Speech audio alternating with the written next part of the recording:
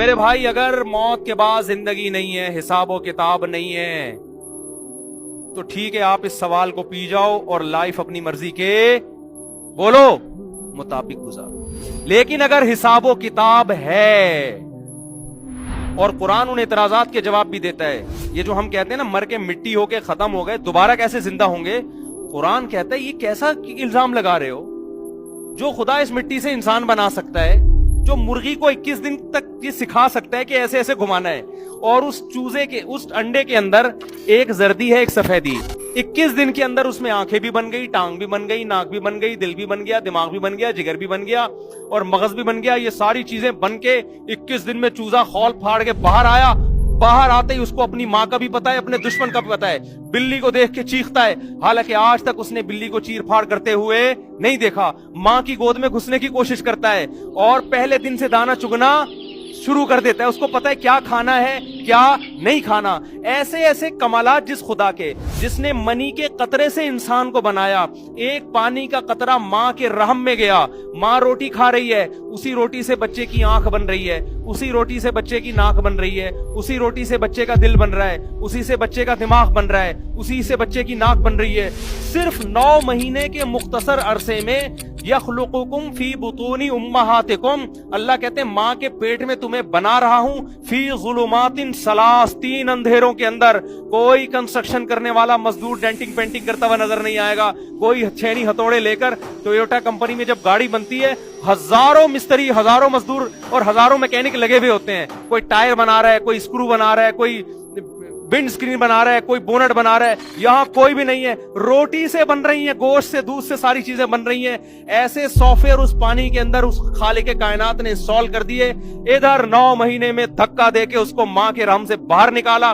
باہر نکلتے ہی اب ماں روٹی کھا رہی ہے، دودھ پیدا ہو رہا ہے، ماں کی چھاتیوں میں جانا شروع. اور بچہ کچھ بھی نہیں جانتا لیکن ماں کی چھاتیوں کی طرف لپکنا شروع. اس کو خدا نے ماں کے پیٹ میں سکھا دیا، باہر آتے ہی ادھر تیری ڈائریکشن ہے، یہاں کا سفر کرنا ہے. اس طرح ماں کی چھاتی کو منہ میں لے کے سک کرنا ہے اور دودھ پیٹ میں اتارنا شروع کر دینا ہے. اور پھر جوانی کی دہلیز پہ قدم رکھتا ہے. آسمان سے بارشیں برس رہی ہیں، زمین میں تناور درخت پیدا ہو رہے ہیں. زمین کھود کے دیکھو، نہ آم کا ذائقہ، نہ آم کا رنگ، نہ امرود کا ذائقہ، نہ امرود کا رنگ. گوبر پانی مٹی کے ملاپ سے آم کی گٹلی ڈالی آپ نے، اس زمین کو سگنل دے دیا کیا پیدا کرنا ہے. گوبر پانی مٹی کے ملاپ سے آم کا درخت، ادھر درخت پیدا ہوتا ہے، ادھر اس میں پھول بننا شروع. وہ پھول تتلیوں کو، کیڑے مکوڑوں کو اٹریکٹ کرتے ہیں اپنی طرف. اس سے نر مادہ پھولوں کا ملاپ ہوتا ہے.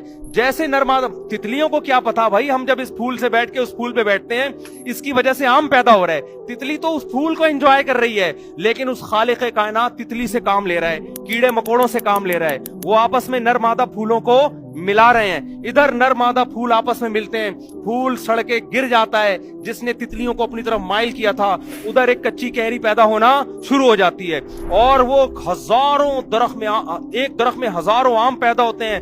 جیسے ہی آم پک کے تیار ہوتا ہے، اس کی خوشبو، اس کا ذائقہ دیکھو، اور زمین کے گوبر اور مٹی کو دیکھو. اس مٹی سے اس نے آم پیدا کیا. جیسے ہی آپ اس آم کو کاٹ کے دیکھتے ہیں آپ کی عقل حیران ہو جاتی ہے. وہی گٹلی جو زمین میں نے دفن کی تھی، مٹی اور پانی کے ملاپ سے قدرت نے اس گٹلی سے ہزاروں گٹلیوں کو پیدا کر دیا کہ درخت لگاتے چلے جاؤ اور آم پیدا کرتے چلے جاؤ. جو خدا مٹی کو ایسے پروسیس سے گزار سکتا ہے، جو ماں کے پیٹ میں آنکھ، ناک اور کان پیدا کر سکتا ہے، جو خدا مرغی کو یہ سکھا سکتا ہے کہ کیسے تو نے اس کے پیٹ سے چوزے نکالنے اور کیسے حفاظت کرنی ہے، وہ خدا قبروں میں مرنے کے بعد، انسان کے مٹی ہونے کے بعد 1 سیکنڈ میں انسان بنا کے اپنے سامنے کھڑا کر سکتا ہے. جو بدبخت یہ کہتا ہے کہ مٹی بننے کے بعد دوبارہ پیدا نہیں ہوں گے، قیامت کے دن اللہ کہتا ہے ان لوگوں کو میں آگ میں ڈالوں گا. اتنی قدرت کے نمونے انہوں نے اپنی آنکھوں سے دیکھ لیے. اونٹ کو دیکھ لیا، شہد کی مکھی کو دیکھ لیا، جنگلی جانوروں کو دیکھ لیا، خربوزوں کو پیدا ہوتے ہوئے دیکھ لیا، پھولوں کو پیدا، کیسے خوشنما پھول، ان کے اندر کیسی خوشبو، کیسی ان کے اندر رنگت. انظروا الی ثمرہ اذا اثمر وینعی. قرآن انار کی مثال دیتا ہے. اس انار کے پھلنے کو دیکھو، کیسے زمین میں گوبر پانی مٹی کے ملاپ سے پودا پیدا ہوا، پھول پیدا ہوئے، کچا انار پیدا ہوا، اور ہوتے ہوتے ہوتے ہوتے ایسے پھٹ کے مسکرانا شروع کر دیتا ہے اور اس کے اندر سے رس گرنا شروع ہو جاتا ہے. اور کیسے اس کو جب پھاڑتے ہو اس کے اندر کیسے ترتیب سے دانے جڑے ہوئے ہوتے ہیں، ایسے نہیں بے تکے لگے ہوئے ہوں، کیسے جھلیوں کے اندر تہبتے तय बतय दाने होते हैं। रातुल अकमाम, एक खूबसूरत पैकिंग में दरख्तों में उस फलों को उसने पैदा किया।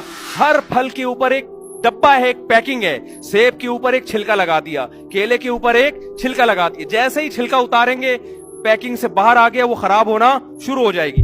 ऐसा खूबसूरत निजाम उसने पैदा किया। कुरान कह रहे कोई मसला नहीं है मेरे लिए। मिन्हा खलकनाकुम, इसी मिट्टी से बनाया है। वफीहा नुईदुकुम, थोड़े दिनों में मिट्टी करके दोबारा खत्म कर देता हूं। दो प्रोसेस अपनी आंखों से तुमने देख ली हैं, इसलिए ईमान लाते हो कि देख चुके हो। एक और अमल बाकी है जो तुमने देखा नहीं है, वो क्या है? वो मिन्हा नुखरिजुकुम, इसी मिट्टी को रिवर्स करके दोबारा इंसान बना के अपने सामने खड़ा कर दूंगा। मैं समझा पा रहा हूं अपनी बात के नहीं? मेरी बातें नहीं है भाई, मैं अपना कुछ भी नहीं कर रहा। मैं अल्लाह का पैगाम आप तक नकल कर रहा हूं। हमारे मसले कुछ और हैं, अल्लाह के यहां मसाइल कुछ और हैं। वो कुछ और चाह रहे हैं हमसे। तो आपको ये मानना पड़ेगा कि हमें हिसाब व किताब के लिए पैदा किया है। कुरान बता रहे वो मकसद क्या है, बेमकसद नहीं बनाया।